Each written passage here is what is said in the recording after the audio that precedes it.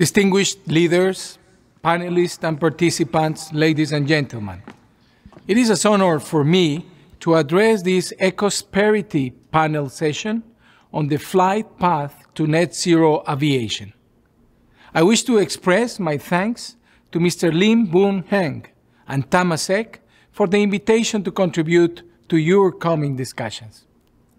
As international air traffic continues its ascent back to pre-pandemic levels, associated calls to curb and eliminate aviation carbon emissions have become louder and more urgent. UN Secretary General Guterres has gone so far as to describe the latest IPCC assessment report as a code red for humanity, and all countries and industry sector now clearly have to act. Just 2 weeks ago, I attended the 2022 edition of the Aviation Net Zero Dialogue, organized by the Air Transport Action Group. While air transport has been widely recognized in the past as a hard-to-decarbonize sector, it really feels to me like the conversation has shifted. We are focusing much less on the percentage of global emissions that aviation contributes. The only 2% of global emissions message is not just good enough anymore. In this regard, it is great to see that the focus is much more on what we can and must do about it. Industry, as you may already know, or will certainly hear more about it today, has already adopted the 2050 target for achieving net zero carbon emissions for air transport.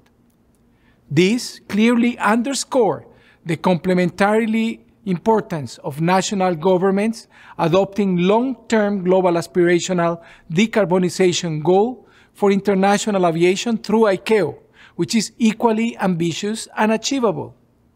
This is something we will be working very hard at over the coming months. Firstly, as we host countries for an advanced high-level meeting on this topic next month in ICAO, and then when we attend the 41st Assembly this September to officially formalize the basis for consensus. These events will be key upcoming steps in this global process, where we will be seeking our member states' commitments and very active engagement. I was asked to address you today on how important collaboration will be to global success in decarbonizing air transport. First, I wish to underscore that a unified multilateral approach comprising the public and private sectors and recognized civil society groups will be absolutely fundamental to decreasing and eventually eliminating climate harmful emissions from powered flight. ICAO's role over the decades has led to it becoming the natural nexus for global coordination on aviation objectives. By helping such diverse players establish consensus on very complex technical, political, and socioeconomic issues which air transport impacts, we have also been able to establish a uniquely effective platform for global coordination, agreement, and progress. Secondly, ICAO is also being much more active today in enhancing this interface between governments and industry, and in leveraging the opportunities which new connections present for increased public and private sector partnership, efficiency, and results. Part of that work is seeing us today developing new coalitions, giving a voice at the table to global youth, and also transforming ourselves to become faster and more effective at helping states and industry standardize and integrate the latest aviation innovations. In this regard, innovation is obviously seen as critical to this challenge because clearly it is in no one's interest to curtail connecting the peoples and markets and the supply chains in the world we work to achieve climate objectives, and that's our priority. That statement recognized the fact that ICAO-compliant air mobility and connectivity is deeply relied upon by many countries and industries for the most basic economic viability. And in the case of governments especially, that aviation prosperity affords them the opportunity to invest and realize more sustainable long-term systems, and solutions for their citizens and societies in numerous non-transport-related areas of need.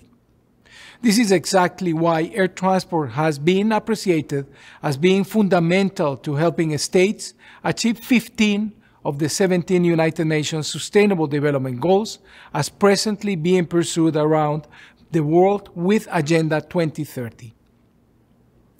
Global aviation recovery, aviation sustainability, and inclusive innovation are clearly advanced during the recent Changi Aviation Summit, organized by the Singapore Minister of Transport and the Civil Aviation Authority of Singapore last month. ICAO was proud to participate and to support the joint statement adopted during that summit. A third element today allow me to highlight is that some specific contributions that ICAO has enabled in the field of sustainability. Much of air transport near-term response to the climate change will rely on lower carbon and sustainable aviation fuels, advanced aircraft technology, more efficient operations and technology, and the global offsetting under the ICAO CORSIA program. For those of you who may not be aware, CORSIA was adopted by states through ICAO in 2016, and it represents the very first multilateral offsetting framework designed to mitigate carbon emitted by industry sector, by air transport and civil aviation in international airspace. We have been greatly encouraged that the number of states volunteering to participate in CORSIA's launch state continuously to steadily increase. Now we have 111 participant states, and ICAO is very active in encouraging other states to join as soon as possible. Looking beyond the near term, air transport will need to decarbonize entirely. That means zero-emission aircraft operations and a new reliance on cleaner form of energy. This is where innovation is now so incredibly poised, whether in terms of hydrogen and battery breakthroughs or entirely new types of materials and aircraft designs to bring new and truly sustainable solutions in our skies. ICAO continues to encourage aviation and cleaner energy innovators to come together to discuss and share their progress at the regular stock-taking events that we are organizing. I will be remiss not to underscore here ICAO's deep appreciation for the joint and related efforts now being undertaken by the Civil Aviation Authority of Singapore and Temasek on the new Singapore Sustainable Aviation Fuel pilot project. This initiative is benefiting from further partnerships among Singapore Changi Airport and various airlines and fuel suppliers, and is an excellent example of what the world and ICAO are now expecting from governments and private sector leaders as we work collaboratively in partnerships to resolve these various serious challenges for current and future generations. Singapore is also exploring the possibility of sustainable aviation fuel green lanes with other interested states, and Singapore Airlines has recently signed a global sustainable aviation fuel declaration, working together with other industry stakeholders to increase the uptake in SAF in the coming decades. As seen by these examples, the engagement of the full ecosystem of aviation stakeholders will be critical to advancing technological innovation, creating new economic opportunities, and contributing to the industry's net zero carbon emission targets. ICAO has also taken the lead on promoting capacity building initiatives and partnerships, recognizing that many states who are determined to take action need both technical and financial support in order to succeed. We are proud of the success of the ACT CORSIA initiative, and we are also launching a similar ACT SAF capacity building initiative in which we count on the support of Singapore as a leader country in the field of sustainable aviation fuels.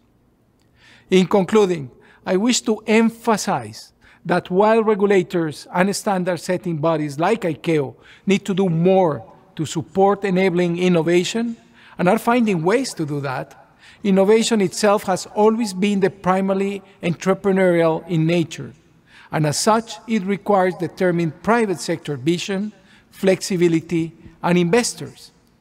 Suffice to say that there is a role for everyone in the aviation ecosystem as we work towards decarbonizing the sector, and ICAO will welcome all around the table.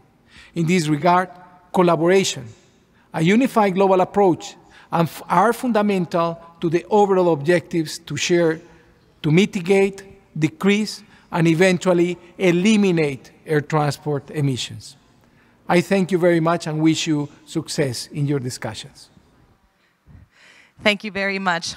Juan Carlos Salazar, I think really setting the tone and setting the stage for the conversation as we really deep dive into the aviation industry and the role that it plays across various sectors. I think this is why you're really going to enjoy this panel. We are going to be looking at how businesses are involved, how technology is involved, how government is involved. And I like what Mr. Salazar said. You know, aviation sustainability is the key piece of aviation recovery at the end of the day. And one of the things that has been coming up, and Kate Brandt from Google has mentioned this, is where do we get the clear policy guidelines so that sustainability becomes the easy choice? I'm sure here in this panel they're also going to want to say, how do we get clear guidelines so that it becomes the cost-effective choice? But I think CORSIA certainly was a step in the right direction. So I believe we are ready to rumble. We're very much looking forward to this. This is a hybrid panel. So we have folks who are tuning in from around the world and also joining us here on site. So we're calling this Flight Path to Net Zero Aviation. And again, various perspectives from different sides, whether it's manufacturing, if it's technology, or government. And I think this is really going to be key for this conversation. Joining us here on stage, Dr. Bicky Bhangu. Please come on up. We're looking forward to hearing from the President of Southeast Asia, Pacific, and South Korea at Rolls-Royce. Thank you so much for your time and waiting patiently in the wings. We have Dr. Todd, Citron, who has flown in from the United States. Thank you so very much. He is the Chief Technology Officer and Vice President and General Manager at Boeing Research and Technology. Now joining us online, dialing from the United States, Dr. Jennifer Holmgren is the CEO of LanzaTech. And our moderator who will be steering us in this chat, also dialing from the United States, Lauren Uppink Calderwood, who's the head of aviation, travel, and tourism at World Economic Forum. So I really think this is a powerhouse panel, and we're looking forward to it. Thank you so much. Fantastic, and thank you for the introduction. So good morning to everybody, and good evening from Tuesday here in New York City. And I want to start by just thanking our hosts for dedicating an entire day to the decarbonization of transportation and heavy industry. This is a topic that we see as crucial to the prosperity of our planet, and are delighted to be chatting with three doctors today from across the aviation ecosystem. As you've just heard, aviation is one of the most visible and often most severely criticized modes of transportation when it comes to climate impact. We recognize it's a hard-to-abate sector. It has very unique challenges to reducing its carbon emissions, but net zero aviation is possible. Less than a year ago, as you've just heard as well, the aviation sector, the industry itself, made an industry-wide commitment to net zero. But more importantly than that, we now have increasing clarity and growing consensus on what that transition to decarbonization in aviation needs to entail. And so I, like many others, are encouraged to hear the message from Mr. Salazar on behalf of ICAO, and we're hopeful for an ambitious outcome through the long-term aspirational goal negotiations coming from next month onwards. But we have no time to waste. And so this will take concerted effort from stakeholders across the industry. We must move beyond targets and commitment, and our focus must certainly be on implementation. There are crucial mechanisms and decisions and investments that need to be taken today and this decade for us to be sure that we can decarbonize aviation and achieve net zero by 2050. So I'm delighted to have the three speakers with me today. They've been introduced to you, so I won't reintroduce them to you, but I'd start get right in there with the meat of it and hand over our first question to Todd. And so Todd, even prior to setting these net zero targets in the industry, we know that innovation in the aviation industry has been improving in efficiencies at a rate of at least 1% per year, which does make for a dramatic difference in terms of fuel efficiency, in particular of aviation. At that rate, efficiency improvements alone could be responsible for at least a fifth of emissions reductions that we need by 2050 in aviation. And some roadmaps are estimating as much as 2% improvements per year. Is this possible?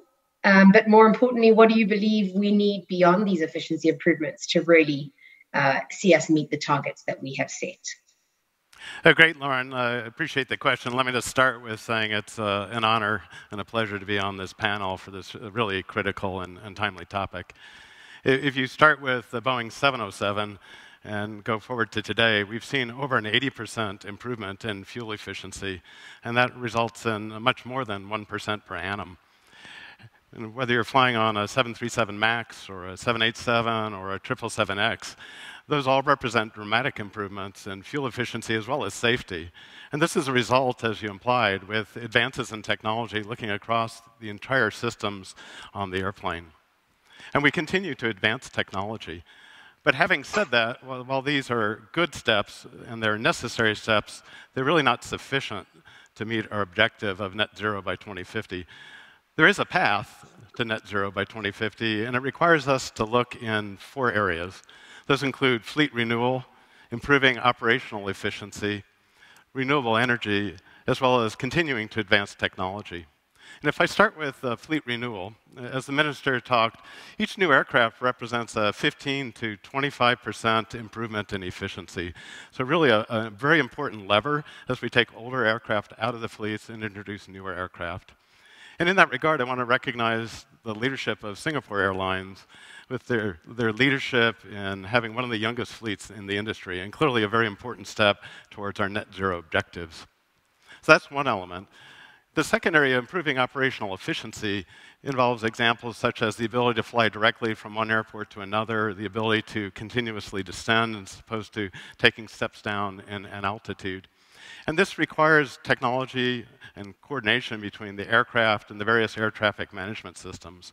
The good news is that technology is being demonstrated today.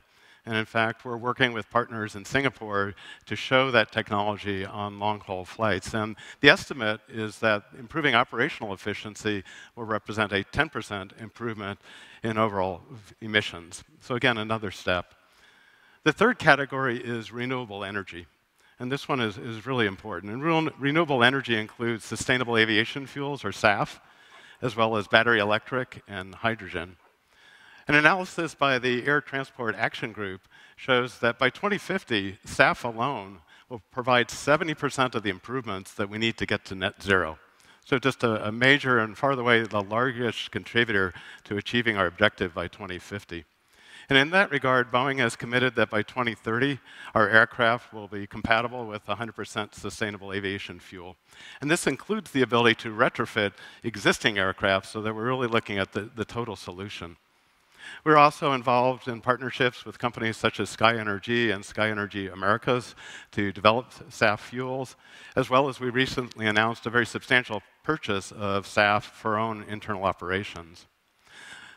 Having said that, battery electric and hydrogen will play a role. They're just not a significant contributor in the 2050 timeframe. But they're both important technologies, and we continue to pursue both. For example, our joint venture, Wisk, just recently announced the 6th generation battery electric autonomous air vehicle for the urban air mobility market. And that will be one of the contributors to the solution. We've also, 15 years ago, demonstrated hydrogen as a power source for aviation. And since then, we continue to mature the technology. So we've demonstrated hydrogen-powered fuel cells, as well as direct hydrogen combustion, as both methodologies to utilize a more green source hydrogen in the propulsion of aircraft. And we continue to invest in those technologies. The last category is advanced technology. And as we talked about in the beginning, We have a long history of continuing to march down the road of efficiency, and those investments are ongoing. So for example, we're pursuing a number of configurations for aircraft, such as transonic thrust-based ring, that provide increasing aerodynamic efficiency that also get us towards that net zero objective. So if you look at those four areas together of fleet renewal, improved operational efficiency, renewable energy, and advanced technology, those provide a pathway so that we can get to net zero by 2050. The thing I'd emphasize is to be successful, we can't just look at the aircraft. We really have to look at the total ecosystem. You know, just an example is we could have an aircraft utilizing sustainable aviation fuel, but if that SAF is generated not with green electricity, but non-green electricity, we really aren't achieving our objective. So we have to look at that entire ecosystem, and it's going to require collaboration across industries to really solve the problem, and we're committed to provide leadership to do so. So thanks for the question, Lauren. Thanks, Todd. And I think your answer demonstrates that not just the complexity of how we can get there, but just the multifaceted approach and how much we really do need people from across the entire aviation value chain. Bicky, I'll come to you then, and given Rolls-Royce's business, I mean, let's talk about the propulsion systems, maybe in reflection to Todd's responses on those four different areas in which we need to see advancements. We know propulsion systems need to evolve not only for efficiency gains, but also to be either SAF compatible or to enable hydrogen-powered flying in the longer term. What can we expect in the next decade in terms of SAF or hydrogen turbines? Thank you, and a pleasure to be here today. I echo very much with Todd. To achieve the efficiency gains really does rely on the platform, so the aircraft and the engine power and propulsion system.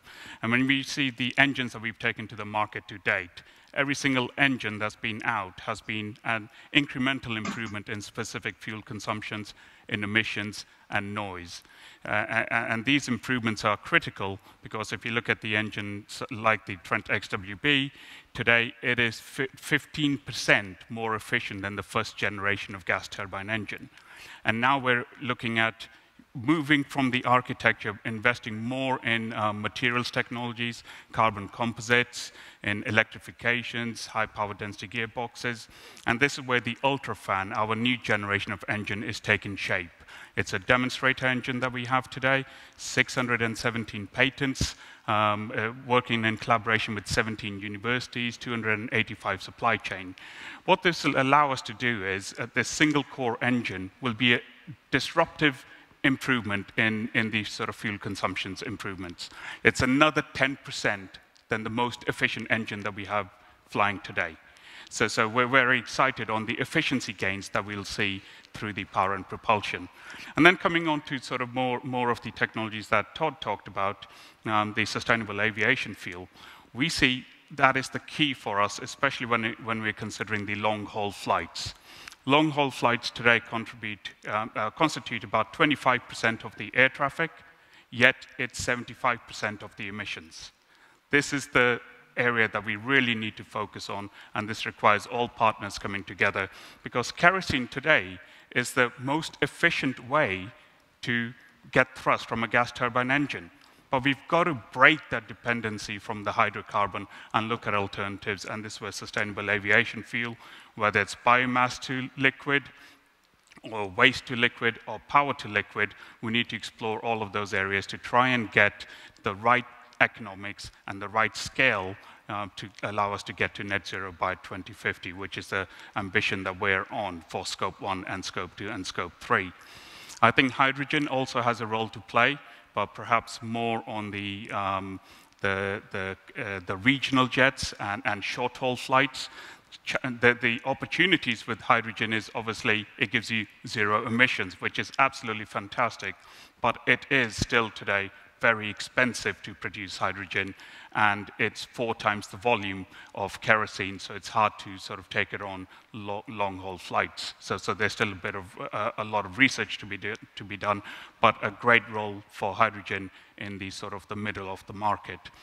And then there's the electrification. And this is really exciting because this is really where we're starting to see disruptive innovation. power electronics, electrical machines, control systems, energy storage, all coming together to be able to give you a full electric propulsion, which might be suitable for commuters and short-haul flights. And then you get into a more exciting space of hybrid electrification, where you still have a gas turbine engine powered by sustainable aviation fuel, but it's there not to give you thrust, but to actually generate the electrical power to then distribute on board the aircraft, and you get electric propulsion through the distribution of energy conversions. So we see that there's role for electrifications for the commuter and regional, there's role for hydrogen for regional and short haul, and there's a significant role for sustainable aviation fuel for the long-haul flights. Fantastic. Thank you, Bicky. And you set us up well for our pivot to Dr. Jennifer Holmgren, who heads up LanzaTech. Jennifer, we've heard from both the panelists before you the crucial role that sustainable aviation fuels will play. Regardless of which roadmap we reference, they are all recognized as a significant role. And the technology, for the most part, exists today to produce it. I'd be interested for you to share more about the different carbon abatement potential of existing and future SAF pathways and what all is taken into account when considering the different types, such as biomass, fuel, alcohol to jet, etc. Thank you for that. And thanks to the prior speakers for setting it up so nicely. Indeed, we need all solutions sitting at the table so that we can truly decarbonize aviation, I think. And I also think that it is important to be creative and not try to mimic one solution fits all like we have today. We have kerosene, right? And it's petroleum based. And we need electric, hydrogen, and SAF. And SAF will have the most important role to play, at least near term, in cross-Atlantic. When we look at, and Pacific, long-haul flights, if we start to think about aviation fuel and sustainable aviation fuel, today there's only 20, maybe 30 million gallons globally, and the world uses 100 billion gallons of conventional kerosene. And so we need multiple solutions. The current solutions that have been scaled are the HEFA route, which uses oils, used cooking oils, animal grease, etc. But there is also a lot of work being done on using waste resources. For example, waste biomass or municipal solid waste. These solutions are being scaled today. In addition, we can use things like alcohol to jet, which comes from a variety of ethanol resources, local ethanol resources. The actual life cycle that you asked about, Lauren, very much depends on the feedstock. So ethanol derived from corn will have a very different life cycle footprint than ethanol derived from carbon emissions or power to X. You can make ethanol also through power to X. And there, you're going to have to worry about where your power source comes from. So really, the feedstock defines the carbon intensity, but the feedstock also defines the cost. And so getting it to cost competitive is going to require being better able to access feedstocks, but also being better able to handle the scale up of the technology. Technology scale exponentially, and so obviously, we need to get a few out there crossing the valley of death so that we can scale more and more quickly. So really, there's a lot of elements that are important to scaling, but we have to focus on feedstock. And if we want to go really fast, we have to help the first of a kind commercial plants scale. If we don't do that, we will not go fast enough. Thank you, Jennifer. You mentioned power to X, which I think is certainly a technology that many are very excited about. These obviously depend quite substantially on sufficient green hydrogen or renewable electricity sources. To enable this, what should investors and policymakers be thinking about electricity or hydrogen capacity already? Or what does it look like for sustainable aviation fuel tech companies in the meantime? Yeah, so actually that is a great question. Hydrogen is going to require green electrons, right? Otherwise, it's going to be very difficult to really move on green hydrogen. And this is why I'm very excited about the work that Rolls-Royce is doing on this sector, because it's a fast way to decarbonize the grid and to reserve power for aviation fuel. I think the other thing that's really important is this production of hydrogen is also very water intensive. So I think what governments can do, if you only focus on electrolysis, is really start to look at other approaches that reduce the carbon intensity of creating green hydrogen. I think that is quite important and something that people don't discuss. I think it's also really important for governments not to fall in love with the idea. So I'm a big proponent of Power to X. We do Power to X, so I'm a big fan. And I do believe that it's going to be an important solution for sustainable aviation fuel. I mean, how much better does it get than CO2 and electrons to make exactly a drop-in replacement sustainable aviation fuel? You got to love that. But let's not forget that we cannot fall in love with just one approach. Because if we do that, we will not actually round off the corners of all of the other approaches, and even this approach. Falling in love with a single approach makes us not have as many solutions as we need at the table.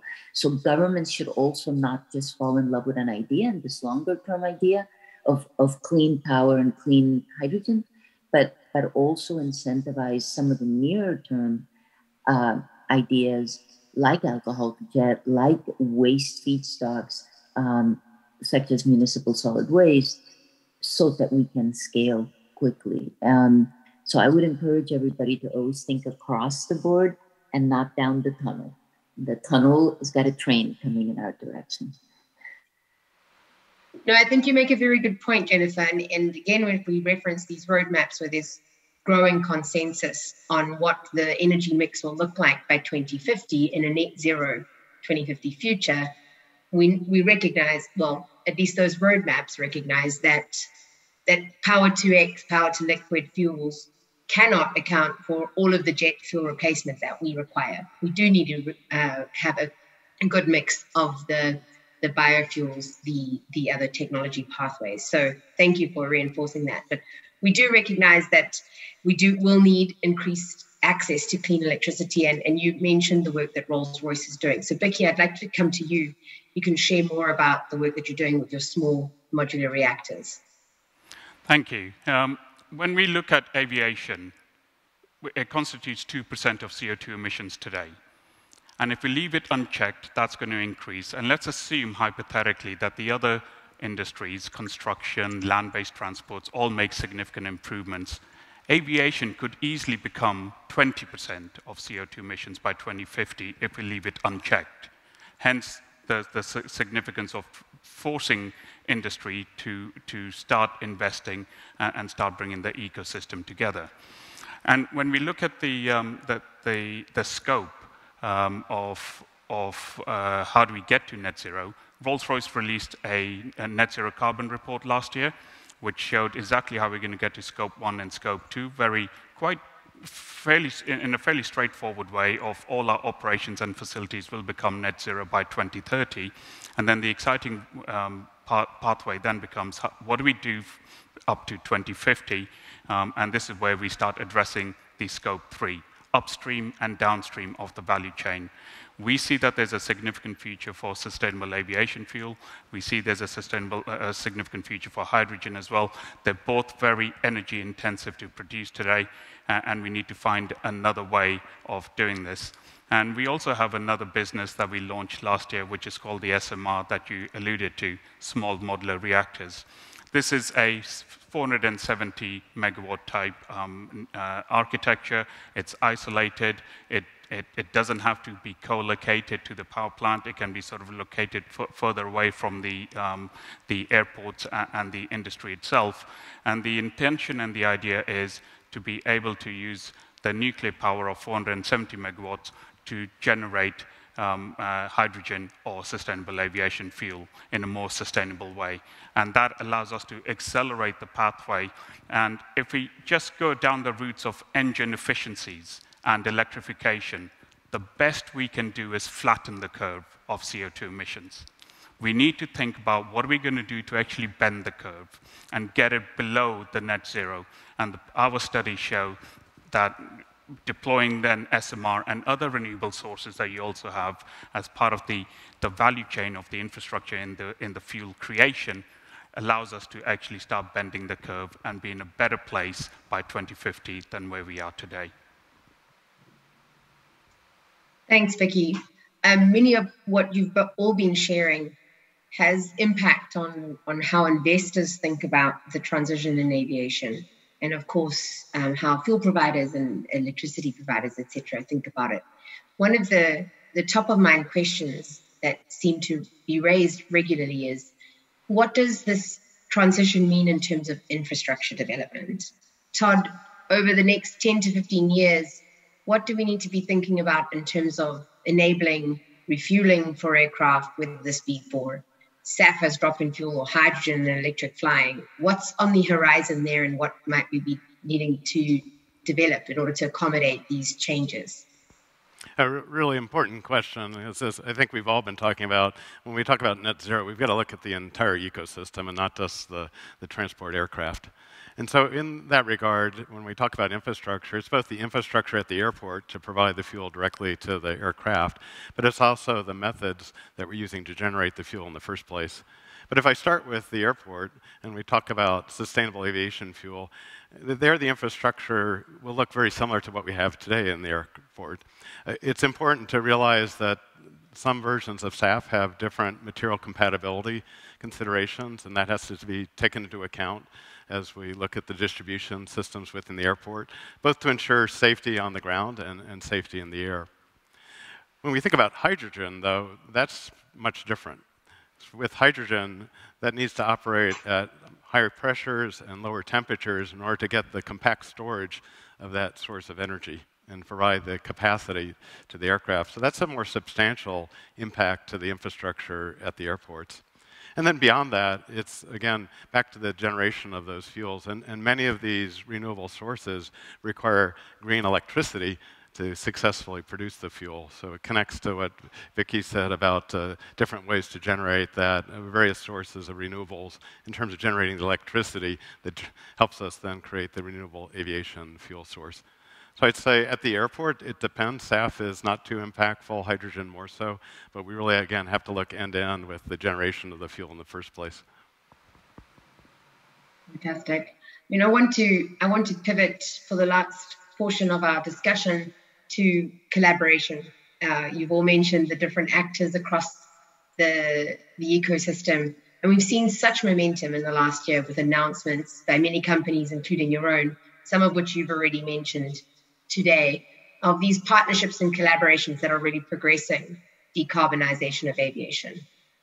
I'm interested to know what we need in terms of, Jennifer, I'd love you to elaborate further on what we could see or expect to see or desire from policymakers and regulators that may help in that transversing the valley of death on the SAF equation in particular.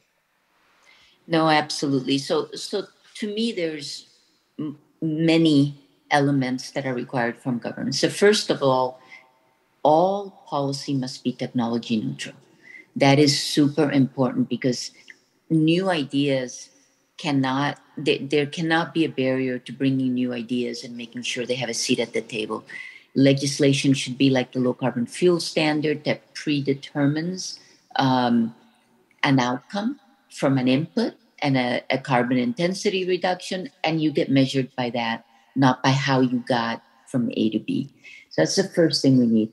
The second thing we need, I think it's extremely important for us on the SAF side to appreciate that it is not going to be possible for first of a kind, completely different, disruptive technology to make SAF to compete with conventional kerosene on day one, a technology that's been optimized over the past 60 years. And so that means that there needs to be incentives at the beginning that equalize across kerosene and SAF. And in fact, kerosene has quite a few advantages, as the World Economic Forum has pointed out, in terms of taxation and how that's handled. And I think it is important to make sure that we get a level playing field, and more importantly, that we actually incentivize SAF production, so that the price points, you're 400 to 500x, right? Percent now. If we can get it to 25x, I think 25% over, I'm sorry, not 25x, I think we would be able to achieve what we need. And then the last point, and I think this is super important, if we actually believe we don't have time, which I think you mentioned at the very beginning in terms of bending the carbon curve, first of a kind units, when you build a pilot and then you build a demo, it takes more capital. And the first commercial plant is a commercial demo. So you're spending $100 million, roughly, or whatever the number is for your technology. And it's still risky capital, right? Because it's the first build. That is crossing the valley of death. There needs to be both grants from governments to help that happen. There needs to be loan guarantees so that you can get the debt for that first of a kind. And there need to be offtake contracts that make the project bankable from organizations that are willing to say, yes, we know we're going to have to pay more, but we will help you build this first plant by making sure you've got a route to your product. Thanks, Jennifer. I think the offtake agreements are a topic that we haven't touched on necessarily in depth in this conversation, but where we heard Kate earlier from Google talking about the role of tech companies and corporations in decarbonizing their own operations.